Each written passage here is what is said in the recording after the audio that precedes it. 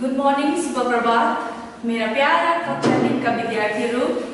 आज हामी यहाँनिर नेपाली हाम्रो नेपाली किताबको पाठ 4 पढ्नेछौँ र पाठ सुरु गर्नुभन्दा पहिला हामी जुन चाहिँ क्लासमा रिडिङ गर्थ्यौँ, इन्डिभिजुअल रिडिङ, ग्रुप रिडिङ गर्थ्यौँ, त्यो रिडिङ चाहिँ अब तिमीहरू घरमै बसेर गर्छ। ओके न, पाठ सुरु गर्नुभन्दा पहिला फेरि हामी हाम्रो भारतको महान पुरुषहरूको नाम लिँदाखेरि हामी कसको नाम लिन सक्छौँ भन्दाखेरि महात्मा गान्धी, जवाहरलाल नेहरू, नेताजी सुभाष चन्द्र बोस, रविन्द्रनाथ टैगोर र अरू पनि धेरै महान पुरुषहरू थिए। अब ती महान पुरुषहरूमा आज हाम्रो पाठको नाम महान पुरुषहरूमध्ये एकजना ईश्वरचन्द्र विद्यासागर हो। हाम्रो पाठको नाम आज के हो? ईश्वरचन्द्र विद्यासागर। ईश्वरचन्द्र विद्यासागरको बारेमा आज हामी थोरै छोटो जीवनी पढ्नेछौँ। उहाँले कस्तो काम गर्नुभएको थियो अनि उहाँ कहाँ जन्मिनु भएको थियो, उहाँलाई किन प्रसिद्ध संसारले अथवा हाम्रो देशमा किन उहाँ चाहिँ एकदमै प्रसिद्ध हुनुभयो, त्यसको थोरै जानकारी हामी पढ्नेछौँ, जुन चाहिँ हाम्रो किताबमा हाम्रो यो पाठमा विशाल शर्माद्वारा लेख्नु भएको छ। ओके न, अब पण्डित ईश्वरचन्द्र विद्यासागर चाहिँ भारतका महान पुरुष भनेर चिनिन्थ्यो। अनि उहाँले किन उहाँलाई चाहिँ महान पुरुष भनेर चिनियो भन्दाखेरि उहाँ एकदमै ज्ञानी अनि विद्वान हुनुहुन्थ्यो। एकदमै ज्ञानी विद्वान भनेको ज्ञानले भरिपूर्ण भएको, उहाँ विद्याको सागर हुनुहुन्थ्यो। त्यसै कारण चाहिँ उहाँलाई भारतका महान पुरुष भनेर चिनियो र उहाँको नामको अगाडि पण्डित भनेर उहाँलाई उपाधि दियो। अब यो पण्डित चाहिँ कसलाई भनिन्छ त भन्दा, पण्डित चाहिँ जो मान्छे अत्यन्तै ज्ञानी र विद्वान छन् अनि उहाँमा ज्ञानको सागर छ भने ऊ मानिसहरूलाई हामी पण्डित भन्छौँ। र विद्यासागर, पण्डित ईश्वरचन्द्र विद्यासागर पनि एकदमै ज्ञानी, ज्ञानको सागर भएको कारणले गर्दाखेरि चाहिँ उहाँको नामको अगाडि पनि पण्डित ईश्वरचन्द्र भनेर उहाँलाई नाम दियो। के अनि पण्डित ईश्वरचन्द्र विद्यासागर कहाँ जन्मेका थिए भन्दा, पण्डित ईश्वरचन्द्र विद्यासागर मेदिनीपुर जिल्लाको, मेदिनीपुर भनेको चाहिँ नाम हो, एउटा डिस्ट्रिक्टको नाम हो। मेदिनीपुर जिल्लाको वीरसिंह भन्ने गाउँमा जन्मिनु भएको थियो। कहाँ जन्मिनु भएको थियो? मेदिनीपुर जिल्लाको वीरसिंह गाउँमा। वीरसिंह चाहिँ मेदिनीपुरको एउटा गाउँको नाम अनि मेदिनीपुर चाहिँ डिस्ट्रिक्टको नाम, जिल्लाको नाम। जिल्ला भनेको डिस्ट्रिक्ट हाम्रो डिस्ट्रिक्टहरूमा बाँडिएको छ है, हामी पनि कुनै डिस्ट्रिक्टमा बस्छौँ। त्यस्तै उहाँ पनि एउटा मेदिनीपुर भन्ने एउटा डिस्ट्रिक्टको हुनुहुन्थ्यो र उहाँको गाउँको नाम चाहिँ के थियो? वीरसिंह। उहाँको गाउँको नाम चाहिँ वीरसिंह थियो। अनि उहाँ चाहिँ ईश्वरचन्द्र विद्यासागर चाहिँ एकदमै दयालु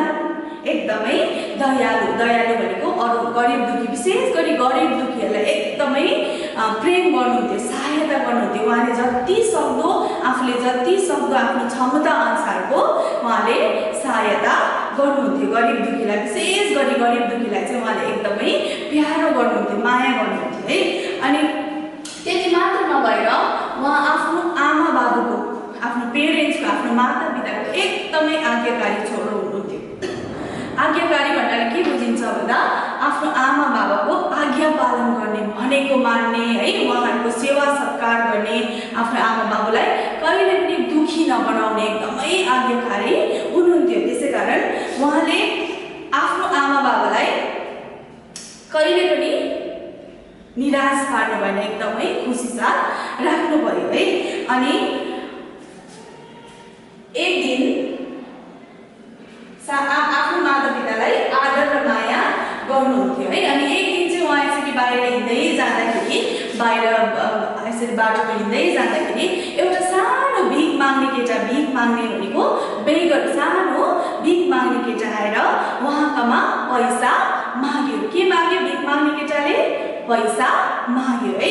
अनि त्यो सानो केटाले पैसा मागेको देखेर ईश्वरचन्द्र विद्यासागरले के भन्नुभयो भन्दा, म तँलाई 4 आना दिन्छु, 4 आना दिन्छु, के दिन्छु? 4 आना दिन्छु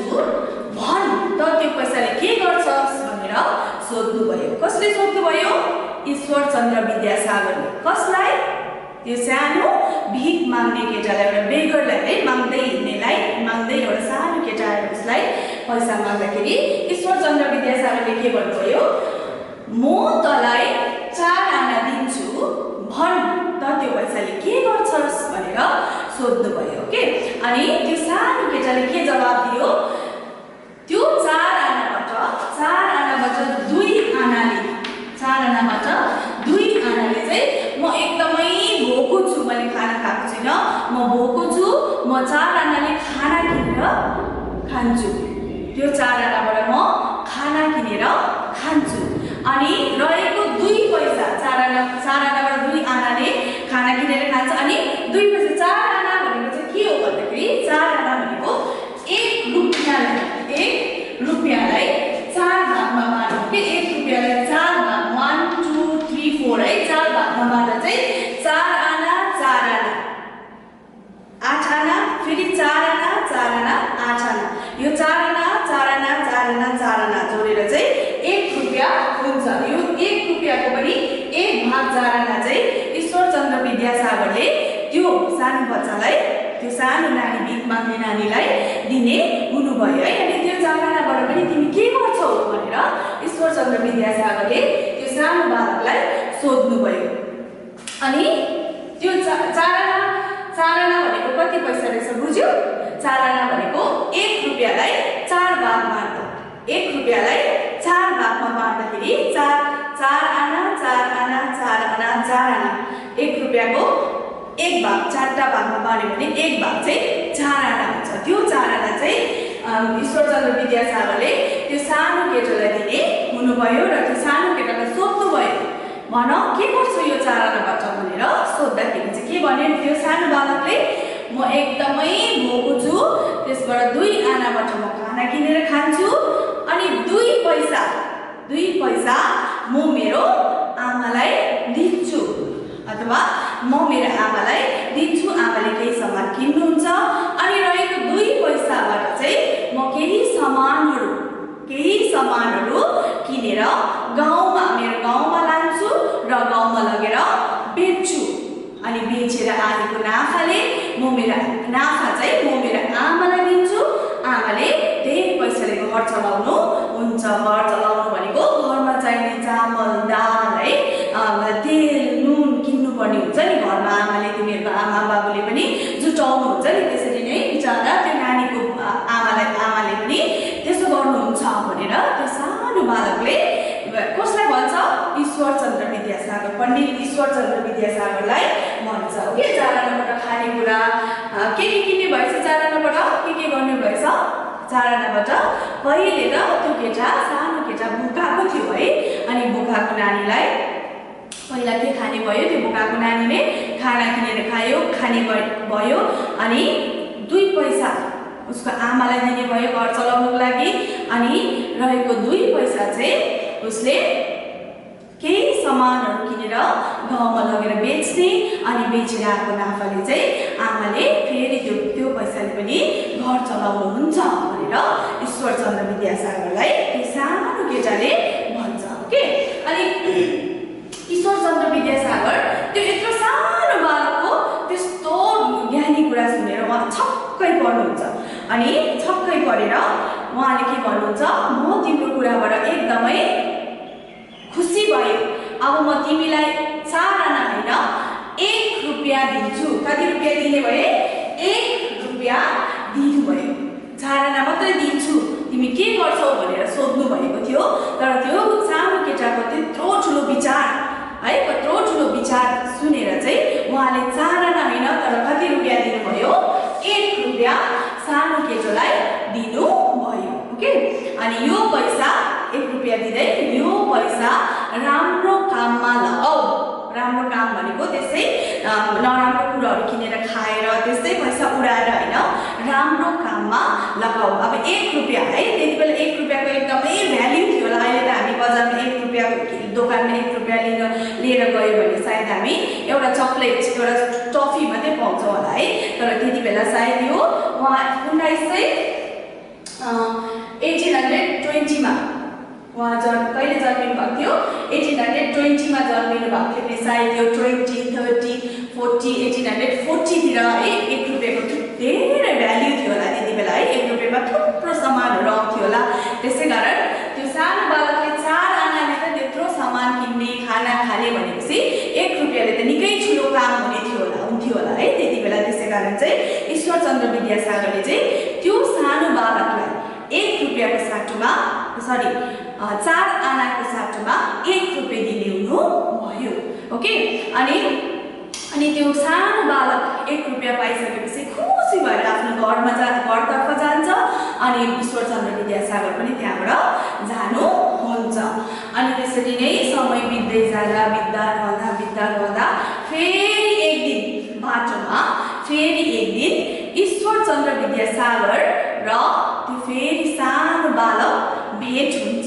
ओके, त्यसरी भेट हुँदाखेरि चाहिँ ईश्वरचन्द्र विद्यासागरलाई के भन्छ, मेरो घर जाउँ न हजुर भनेर बिन्ती गर्छ, रिक्वेस्ट गर्छ, उसको घर जाने रिक्वेस्ट गर्छ। ओके, उसले आफ्नो घर जाने रिक्वेस्ट गर्छ अनि ईश्वरचन्द्र विद्यासागर पनि त्यो बालकसँग त्यो बालकको घरमा जानु हुन्छ। अनि घर पुगिसकेपछि घरमा लगेर त्यो सानो बालकले है त्यो सानो भिख माग्ने बालकले हेर्नुहोस् तपाईले दिनुभएको दानबाट मैले कत्रो ठुलो काम गरे भनेर एउटा उसको के देखाउँछ, दोकान देखाउँछ है। ईश्वरचन्द्र विद्यासागरको दानबाट हेर्नुहोस् न तपाईले दिनुभएको दानबाट मैले आज कत्रो ठुलो काम गर्न सके। अब यो मेरो दोकान तपाईले दिनुभएको पैसाले मैले यो दोकान खोलेको छु र आजदेखि यो दोकान खोलेदेखि उसो म बाटोमा भिख माग्नु परेको छैन भनेर कसलाई भन्छ, ईश्वरचन्द्र विद्यासागरलाई। कसले भन्छ, त्यो सानो केटोले दोकान देखाउँदै उसले भन्छ के तपाई त मेरो भगवान समान हुनुहुन्छ भनेर 2 हात जोडी धन्यवाद भन्छ। अब अनि ईश्वरचन्द्र विद्यासागरलाई त्यो सानो केटाको त्यत्रो ठुलो विचार र त्यत्रो ठुलो काम देखेर उहाँ एकदमै खुसी भएर चाहिँ त्यो सानो नानीको कपाल सुमसुमाउँदै के भन्नुहुन्छ, तिम्रो कामबाट म अति नै खुसी छु, तिमी साह्रै होशियारी भनेको एकदमै केयरफुलसँग काम गर्ने बालक रहेछौ, तिमीले जीवनमा कहिले पनि दुःख पाउने छैनौ, मेरो आशीर्वाद छ तिमीलाई भनेर उहाँले आशिष दिनुहुन्छ। अनि त्यो सुनेर ईश्वरचन्द्र विद्यासागर अत्यन्तै खुसी हुन्छन् र त्यो सानो बालक पनि उहाँको दान र उहाँको कामबाट एकदमै धन्यवादी थ्याङ्कफुल हुन्छ। ओके, सो यो पाठ चाहिँ अन्त हुन्छ। अनि फेरि एकपल्ट माथिबाट दोहोऱ्याउने छौँ। हाम्रो आजको पाठको नाम के हो, ईश्वरचन्द्र विद्यासागर। अनि उहाँ कहाँका महान पुरुष थिए, उहाँ भारतका महान पुरुष थिए। अनि उसलाई पण्डित भनेर उपाधि दियो, किन दियो भन्दा उहाँ एकदमै ज्ञानले भरिपूर्ण विद्याको सागर हुनुहुन्थ्यो। त्यसैकारण उहाँलाई पण्डित ईश्वरचन्द्र भनेर भनिन्थ्यो, उपाधि दिएको थियो। अनि उहाँको जन्म मेदिनीपुर जिल्लाको वीरसिंह गाउँमा भएको थियो। उहाँको जन्म कहाँ भएको थियो, मेदिनीपुर जिल्लाको वीरसिंह गाउँमा भएको थियो। अनि उहाँ कहिले जन्मिनु भएको थियो भन्दा 26 सेप्टेम्बर 26 भनेको 26 है, 26 सेप्टेम्बर 1820 भनेको 1820 इयरमा है, 1820 मा जन्मिनु भएको थियो। अनि उहाँ एकदमै दयालु हुनुहुन्थ्यो, गरिब दुखीलाई चाहिँ एकदमै के गर्नुहुन्थ्यो, माया गर्नुहुन्थ्यो। उहाँले जति सक्दो आफूले गर्नु सक्ने सहायता सक्नुहुन्छ त्यो उहाँले गर्नुहुन्थ्यो। अनि उहाँ मातापितालाई एकदमै आदर र माया गर्नुहुन्थ्यो। आदर र माया भनेको एकदमै आज्ञाकारी, एकदमै ओबिडियन्ट, आमा बाबुपट्टि चाहिँ एकदमै ओबिडियन्ट हुनुहुन्थ्यो के। अनि एउटा सानो केटाले बाटोमा हिँड्दै गर्दा सानो केटाले उहाँको मायामा के माग्छ, पैसा माग्छ है। अनि पैसा माग्दा ईश्वरचन्द्र विद्यासागरले के भन्नुहुन्छ, म तँलाई 4 आना दिन्छु, 4 आना दिन्छु भन। त त्यो पैसाले के गर्छस् भनेर सानो बालकलाई कसले सोध्नुहुन्छ? ईश्वरचन्द्र विद्यासागरले सोध्नुहुन्छ। अनि त्यो बालकले के भन्छ? 4 आनाबाट केही खानेकुरा किनेर खान्छु, 2 आनाले र 2 पैसाले 2 पैसा म मेरो आमालाई दिन्छु, अनि 2 पैसाले म केही सामानहरू किनेर गाउँमा लगेर बेच्छु, अनि त्यो बेचेर आएको नाफा फेरि म मेरो आमालाई घर चलाउनको लागि दिन्छु भनेर भन्छ। ओके, अनि तर ईश्वरचन्द्र विद्यासागरले सानो केटालाई 4 आना मात्र दिनुभयो? दिनु भएन। कति दिनुभयो? 1 रुपैयाँ दिनुभयो। अनि के भन्नुभयो? 1 रुपैयाँ दिएर राम्रो काममा लगाऊ भनेर दिनुभयो। ओके, अनि त्यहाँदेखि फेरि बस्दा रहँदा है समय बित्दै जाँदा फेरि सानो केटो र पण्डित ईश्वरचन्द्र विद्यासागरको भेट हुन्छ। अनि भेट भएपछि फेरि सानो केटोले मेरो घरमा जाउँ न भनेर आफ्नो घरमा जाने आग्रह रिक्वेस्ट गर्छ। अनि त्यसरी घरमा जाँदाखेरि ईश्वरचन्द्र विद्यासागरलाई उसको त्यो दोकान देखाउँदै, हेर्नुहोस् तपाईले दिनुभएको दानको फल आज म बाटोमा पहिला जस्तो बाटोमा गएर भिख माग्दै हिँड्नु परेको छैन। तपाईको मेरो निम्ति ईश्वर समान हुनुहुन्छ भनेर सानो केटोले 2 हात जोडी धन्यवाद दिन्छ। अनि ईश्वरचन्द्र विद्यासागरले के भन्नुहुन्छ? तिम्रो बुद्धि र कामबाट म अत्यन्तै खुसी छु। तिमी जीवनमा कहिले पनि दुःख पाउने छैनौ। जसले मेहनत गर्छ, जसले मेहनत गरेर परिश्रम गर्छ उसले जीवनमा के पाउँदैन कहिले पनि। हामीले पनि यो सिक्नुपर्छ है। जसरी जति हामीले बेसी मेहनत गर्छ, जति हार्डवर्क गर्छौँ त्यति नै हाम्रो जीवनमा फलिफाप हुँदै जान्छ, राम्रो हुँदै जान्छ। के अल्छे भयो, आफू काम गर्नु, आफू पढाइ गर्नु अल्छे गर्यो भने हामी जीवनमा कहिले पनि उन्नति गर्नु सक्दैनौँ। त्यसै कारण त्यो सानो केटाबाट हामीले सिक्नुपर्छ है, हार्डवर्क गर्नुपर्ने रहेछ, समयको सदुपयोग, पैसाको सदुपयोग गर्नु सिक्नुपर्ने रहेछ। अनि विद्यासागरले तिम्रो कामबाट म अत्यन्तै खुसी छु, तिमीले जीवनमा कहिले पनि दुःख पाउने छैनौ भनेर मेरो आशीर्वाद छ तिमीलाई भनेर उहाँले त्यो केटालाई तिनीर छोडेर जानुहुन्छ। अब हामीले यो पाठ है, यो पाठ पढेर चाहिँ के सिक्यौँ त? के सिक्यौँ? अब विशेष गरी तिमीहरू विद्यार्थी हौ, तिमीहरू स्टुडेन्ट्स हो है, तिमीहरूको प्रथम सबभन्दा पहिलो फर्स्ट काम चाहिँ के हो? पढ्ने हो नि है, पढ्ने हो है।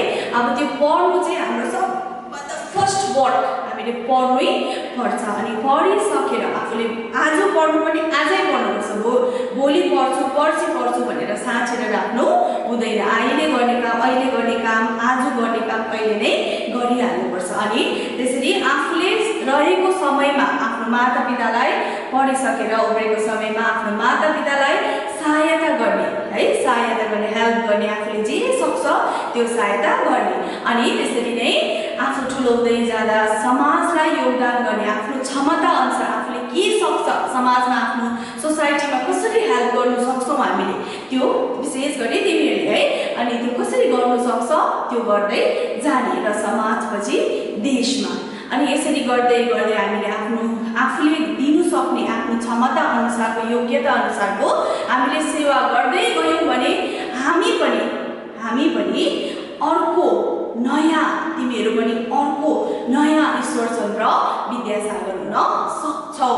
अनि यो पाठबाट हामीले यही कुरा नै सिक्छौँ है। अब I am giving you some homework दिन्छु तिमीहरूलाई। तिमीहरूको बुकमा पेज नम्बर 15 मा हेर्नु, त्यहाँनिर तलका प्रश्नहरूका उत्तर लेख, तलका प्रश्नहरूका उत्तर लेख भनेर क देखि ज सम्म प्रश्नहरू छ। ओके, त्यो प्रश्नहरूको तिमीहरूले के जानेको छौ त्यही अनुसार उत्तर लेख्छ। त्यो उत्तर चाहिँ तिमीहरूले नेपाली खातामा लेख्नु पर्दैन, एउटा रफ कपीमा अथवा A4 साइज पेपरमा राम्रोसँगले नाम लेखेर, तिमीहरूको आफ्नो नाम, क्लास, सेक्सन लेखेर त्यो क्वेसन आन्सर गरेर पाठको नाम माथि सुरु गर्नुभन्दा पहिला पाठको नाम है, डेट लगाएर, आजको डेट लगाएर तिमीहरूले राम्रोसँगले लेखेर यो homework when you come back to school, तिमीहरू जब यो सकिसकेपछि स्कुलमा आउँछौ त्यति बेला तिमीहरूले लिएर आउनु पर्छ। तिमीले जे सिक्यौ अहिले यो पाठबाट जे सिक्यौ त्यही अनुसार तिमीले लेख्नु पर्छ। नेपाली कपीमा लेख्नु पर्दैन, यो चाहिँ A4 साइज पेपर अथवा रफ कपीमा लेखेर लिएर आउँछ। Okay, thank you. अब यो पाठमा तिमीले के बुझेनौ यो फेरि हामी क्लासमा when you back to school त्यति बेला फेरि हामी when you will be back to school त्यति बेला हामी फेरि यो पाठलाई एकपल्ट दोहोऱ्याउने छौं अनि नजानेको कुराहरु फेरि हामी छलफल गर्ने छौं। धन्यवाद।